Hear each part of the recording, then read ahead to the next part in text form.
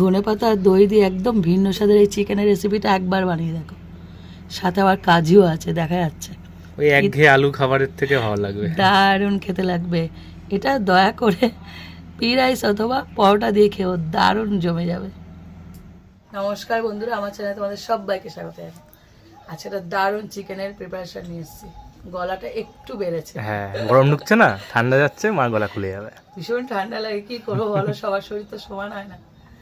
আগে থেকে একটু শোনা যাচ্ছে আশা করি।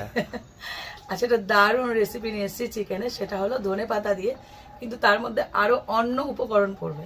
কাজু বাদাম, দই, দারুণ একটা টেস্টের, একদম দারুণ। সানডে তো জমে যাবে। চলো শুরু করা যাক। চিকেনে যে উপকরণগুলো পড়বে সেগুলো আগে রেডি করে নিতে হবে।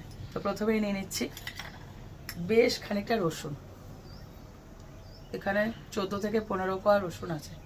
আর চিকেন আছে 1 কেজি 200 মানে 1200 গ্রাম। আর নিয়েছি একটু গোটা জিরে, 4 থেকে 5 খানা কাঁচা লঙ্কা আর 1 টুকরো আদা। এগুলোকে প্রথমে বেটে নেব।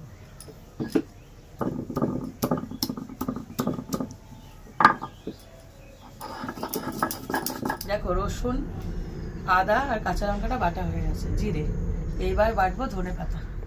আর ধনেপাতার পরিমাণ একটু বেশি করে নিতে হবে, যেহেতু আজকের চিকেনে ধনেপাতার প্রাধান্যটা একটু বেশি। সবুজ সবুজ হবে নাকি? হ্যাঁ। আর এই দেখো তোমাদেরকে দেখিয়ে দিচ্ছি, ধনেপাতার যে মোটা মোটা মানে কি বলে ওগুলোকে, গোড়া, হ্যাঁ ওগুলো নিয়েছি। ওগুলো কিন্তু মেন যে ফ্লেভারটা ওটা থাকে। চেষ্টা করবে একদম দেশি ধনেপাতা নেওয়ার। আমি কিন্তু দেশি ধনেপাতায় কাজ করছি।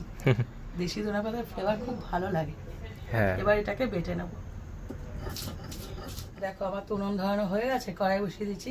এবার দিয়ে দিচ্ছি তেল। সর্ষের তেলে করছি রান্নাটা, সর্ষের তেলে রান্নাটা বেশি ভালো লাগবে, তার জন্য। তেলটা পুরোপুরি গরম হয়ে গেছে। এবার দিয়ে দেবো ফোড়ন। দিয়েছি একটা স্টার অ্যানিস, গোটা গরম মশলা, দারচিনি ছোটো এলাচ আর গোলমরিচ গোটা। একটু হালকা করে ভেজে নিয়ে এবার এর মধ্যে দিয়েছি পেঁয়াজ কুচি। আজকে কোনো পেঁয়াজ বাটাবাটি না, সোজাসুজি কুচি দিয়ে একদম খাটনি কমিয়ে দিলাম, সোজা একদম কড়াইতে যাবে। এখানে 1200 চিকেন আছে, সে আন্দাজে আমি 3 খানা বড় সাইজের পেঁয়াজ নিয়েছি।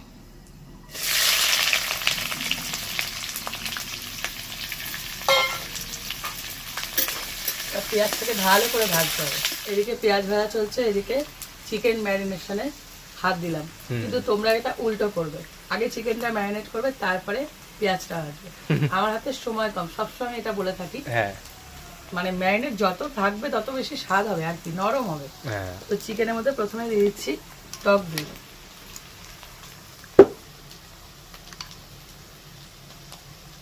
চিকেনের পরিমাণ যতটা হবে সে আন্দাজে টক দইটা যাবে। এখানে 1200 চিকেন আছে, আমি এই 100 মতন টক দই দিলাম, 100 গ্রাম। এবার দিয়েছি যেটা বাটলাম ধনে পাতার সাথে, সেটা। আহা কি দারুণ কালার হয়ে গেল। এবার দিয়েছি লেবুর রস,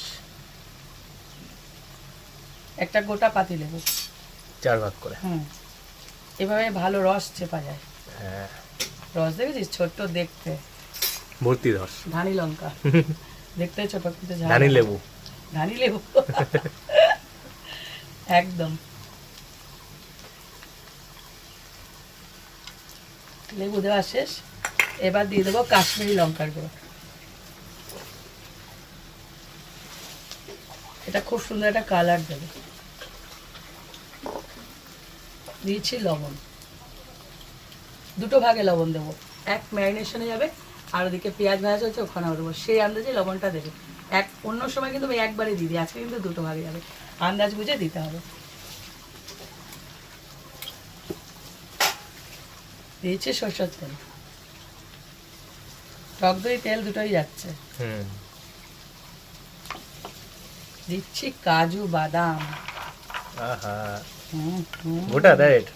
একদম ডাইরেক্ট। বললাম না একটা অন্য, আমি যতবার করব খিচুড়ি আর যতবার করবো চিকেন তত রকম হবে, আমি বারবার বলে থাকি।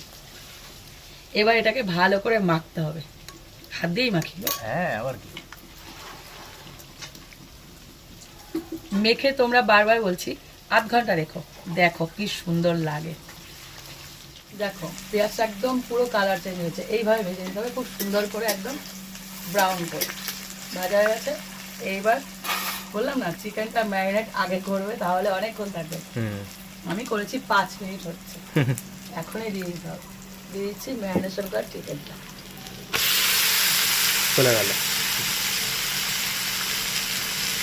এবার এটাকে নাড়তে থাকবে, এখনো আরো অনেক কিছু করা বাকি আছে। হ্যাঁ 4 থেকে 5 মিনিট এবার কষানোর পর বললাম না 2 ভাগের নুনটা মানে লবণটা অ্যাড করব।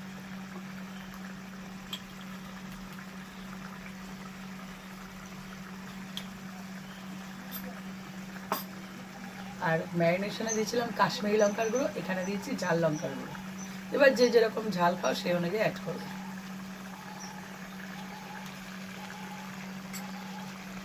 এবার শুধু কষানোর পালা, হ্যাঁ যতক্ষণ না তেল বেরোচ্ছে।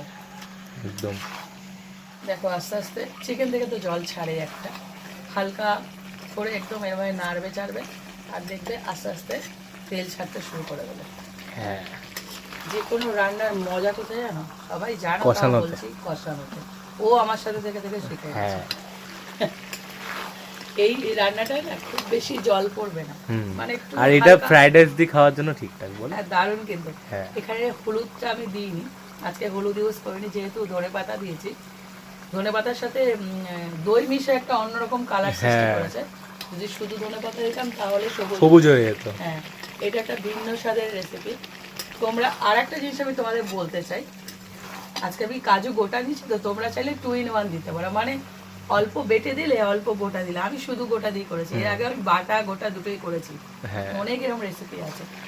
আর এদিকে দেখো আমি ভিজিয়ে রেখেছি গোটা গরম মশলা। আজকে আমি বলি না যে যেদিন Special রান্না হয়। স্পেশাল রান্না হয়, ওই দেখো আমার ডায়লগও বলছে, সেদিন আমি বেটে দিই, আমার খুব ভালো লাগে। হ্যাঁ স্বাদটা খুব এটা একদম সুন্দর লাগে। ফুলে উঠেছে। এবার এটাকে বেটে নেব, তার আগে এখানে কষানো দেখো জল তেল ছেড়ে দিয়েছে। হ্যাঁ। এবার আমি জল দেবো। চিকেনটা না আমরা কষাবে না, খুব বেশি জল দেওয়ার প্রয়োজন পড়বে না, তাহলে কিন্তু ওই স্বাদ বদলে যাবে। হ্যাঁ তো সেইভাবে কষিয়ে নেবে, তাহলে অল্প জলে হয়ে যাবে। ততক্ষণে আমি এটা বেটে নিই, অনেক জ্ঞান ট্যান দিয়েছি। এবার এটাকে বেটে নিই। হুম। এটা একদম কষানো রেডি, মানে খাওয়ার মতনই হয়ে গেছে প্রায়। হুম। এবার দিয়ে দেবো জল, খুব সামান্য। এটা আমার নিউ কালেকশন। হ্যাঁ আমার খুব মেলা দিয়ে নিয়েছো নাকি? হ্যাঁ। সামনে মেলা দিয়ে নিয়েছো? হ্যাঁ, এখানে একটা মেলা চলছিল, হ্যাঁ অনেক মাটির জিনিস বসে, কাঠের জিনিস বসে, সেখান থেকে নিয়ে এসেছি। মাটি পেলে মাকে পায় কে? আমার ভীষণ ভালো লাগে। হ্যাঁ আর একটু দিতে হবে, কি দারুণ একটা কালার এসছে। হুম। হলুদ ছাড়া কিন্তু, এটা যেটা এসছে এটা লঙ্কার গুঁড়ো আর দই ধনে সবাই পাতা মিলে। সব মিশিয়ে একটা কালার। হ্যাঁ, এবার এটাকে ফুটতে দিই, মাঝে মধ্যে একটু নেড়ে দেবে, যেহেতু জলের পরিমাণটা কম, হুম। সেহেতু একটু চান্স থাকে লেগে যাবে, তার জন্য। এবার দিয়ে দেবো গরম মশলাটাকে, বাটা গরম মশলা। হ্যাঁ দেওয়ার সাথে সাথে না চারিদিকে একদম মোমো করে, একদম এটারই কমতি থাকে। কালার বেরিয়েছে দেখ। হ্যাঁ টক দই আছে না? টক দই আছে, অনেক কিছুই তো পড়েছে। হুম। সর্ষের তেল 2 রকম ভাবে দিলাম, তো একটা কড়াইতে আবার ম্যারিনেশন, সব তেল ছাড়ছে। দেখো একটা হালকা গ্রেভি ভাব থাকবে, চিকেনের সাথে গায়ে গায়ে লাগা, এইটুকু গ্রেভি রেখে নামাবে। আর যদি ড্রাই ড্রাই করতে চাও তাহলে টেস্টটা বদলে যাবে, আর কিছু না। হ্যাঁ এটা পরোটার সাথে অথবা পোলাওর সাথে, ফ্রাইড রাইসের সাথে খুব ভালো লাগবে। একদম। এই রেসিপিটা অবশ্যই একবার ট্রাই করো, মানে যা যা উপকরণ দিচ্ছি সব দিয়ে করে দেখো, হুম। কি অপূর্ব স্বাদ। আমি প্রায় সময় না একটু উল্টে পাল্টে করে থাকি, তো সেগুলোই তোমাদের সাথে শেয়ার করি। হ্যাঁ এই রেসিপিটা শেয়ার করো, আর একবার হলো খেয়ে কমেন্টটা করো তো, যে কেমন খেলে।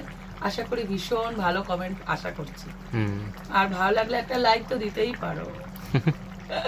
এরকম আরো রেসিপি পেতে আমার চ্যানেলটা সাবস্ক্রাইব করে দিও, আর যারা ফেসবুক থেকে দেখছো তারা আমার পেজটা প্লিজ ফলো করে দিও। তো আজকের মতন টাটা। টাটা।